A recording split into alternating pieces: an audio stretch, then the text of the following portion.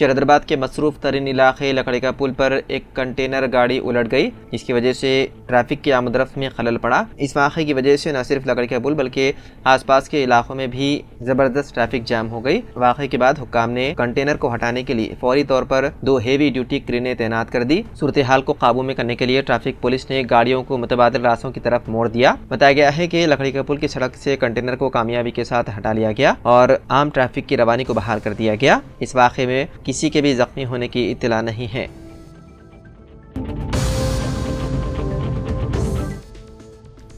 वक्फ तरमीमी bill पर कायम शुदा पार्लियामेंट की मुशतरका कमेटी JPC के इजलास के दौरान TMC के रुकन कल्याण बनर्जी और BJP के MP निशिकांत दुबे के दरमियान लफ्जी जंग हुई, जिसके बाद कमेटी के 10 अपोजिशन अरकान को एक दिन के लिए मुअत्तल कर दिया गया। रिपोर्ट के मुताबिक इजलास में हंगामा उस वक्त हुआ जब कल्याण बनर्जी ने इजलास को इतनी जल्दी बुलाने पर सवाल उठाया, जिस पर निशिकांत दुबे ने सख्त एतराज़ किया और दोनों रहनुमाओं के दरमियान शदीद टकराव शुरू हो गया। उसके बाद इजलास को कुछ देर के लिए मुलतवी कर दिया गया। कल्याण बनर्जी का कहना था कि इजलास की इतनी जल्दी क्या ज़रूरत थी। उन्होंने इस पर सवाल उठाया कि आया इस बिल पर जल्दी फैसले की कोई खास वजह। उनके इस सवाल का जवाब देते हुए निशिकांत दुबे ने कहा कि हुकूमत ने इस बिल को अहमियत दी है और इस पर जल्दी फैसले की जरूरत है। दोनों के दरमियान ये बातचीत इतनी बढ़ गई कि दोनों के दरमियान लफ्जों का तबादला शदीद हो गया और उसकी वजह से इजलास को आर्जी तौर पर मुलतवी करना पड़ा। जैसे ही तनाज़ा बढ़ा, कमेटी ने अपोजिशन के 10 अरकान को मुअत्तल कर दिया, जिन्होंने इस बहस में मुदाखलत की थी। उन अरकान की मुअत्तली ने इजलास की फिजा को मजीद मुतनाज़ा बना दिया और इजलास को 27 जनवरी तक मुलतवी करने का फैसला किया गया।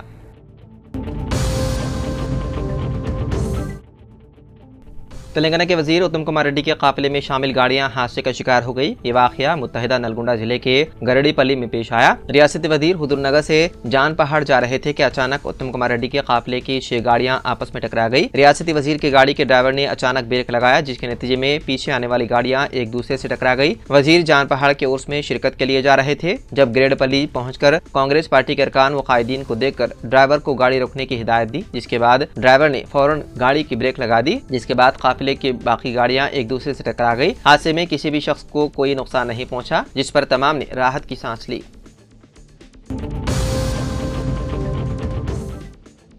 महाराष्ट्र के भंडारा में एक ऑर्डिनेंस फैक्ट्री में बड़े धमाके की इत्तला मिली, जिसमें 5 मुलाजिमीन की मौत हो गई। धमाका फैक्ट्री के RK ब्रांच सेक्शन में हुआ। हादसे में कई दीगर मुलाजिमीन जख्मी भी हुए, जिन्हें फौरी तौर पर एम्बुलेंस के जरिए अस्पताल मुंतकिल किया गया। धमाके की शिद्दत इतनी ज्यादा थी कि उसकी आवाज दूर दूर तक सुनाई दी, जिससे इलाके में अफरा तफरी मच गई। मौके पर बड़ी तादाद में लोग जमा हो गए और आखिरी इत्तला मिलने तक इमदादी कार्रवाई जारी थी। हुकाम ने धमाके की वजूहात जानने के लिए तहकीकात का आगाज कर दिया। इब्तिदाई इत्तलात के मुताबिक धमाका फैक्ट्री के RK ब्रांच सेक्शन में हुआ, जहां हथियारों की तैयारी और जखीरा किया जाता है। पुलिस ने पूरे इलाके को सील कर दिया और तहकीकात में मसरूफ है।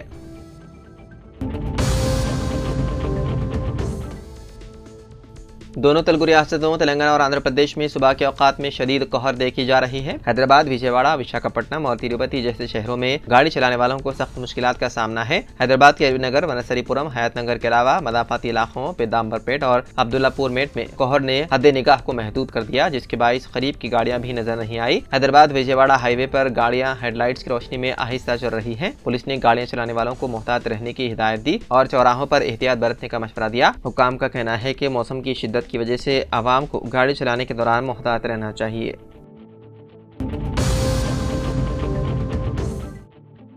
नकीबुल अशराफ बारगाह हज़रत शेख अब्दुल कादिर अल गिलानी बगदाद शरीफ हज़रत सैयद पीर सलमान अल गिलानी इन दिनों हैदराबाद तशरीफ लाए हुए हैं। हज़रत क़िबला का क़ियाम हिल फोर्ट हवेली नवाब जमालुद्दीन अली खान मुत्तसिल करांजली में है। हज़रत क़िबला रोज़ाना से पहर 3 बजे से शाम 5 बजे तक अक़ीदतमंदों और अवाम से मुलाकात करेंगे और बैत से भी सरफराज करेंगे। साबिक़ा मामूल इतवार को बैत करने का सिलसिला नहीं रहेगा। रोज़ाना मुक़र्रर अवक़ात में मुलाकात और बैत की सहूलत रहेगी।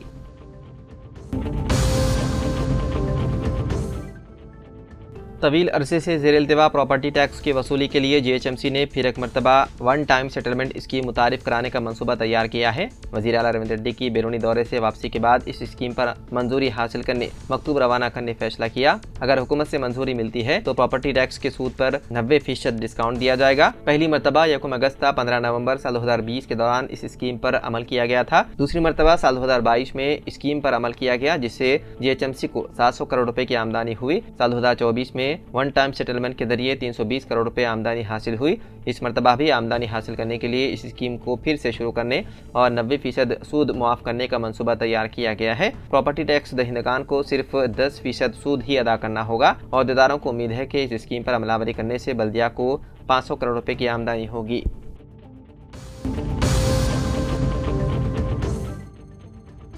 विप्रो हैदराबाद के फाइनेंशियल डिस्ट्रिक्ट के गोपनपल्ली में एक और नया IT सेंटर कायम करने के लिए तैयार है। इससे मजीद 5000 अफराद को बराह रास्त और बिलवास्ता मुलाजिमतें फराहम होगी। दाउस में वर्ल्ड इकनॉमिक फोरम के सालाना इजलास के दौरान वज़ीर आला रविंद्र रेड्डी की टीम से विप्रो के एग्जीक्यूटिव चेयरमैन इरशाद प्रेम जी की मुलाकात के बाद ये फैसला किया गया।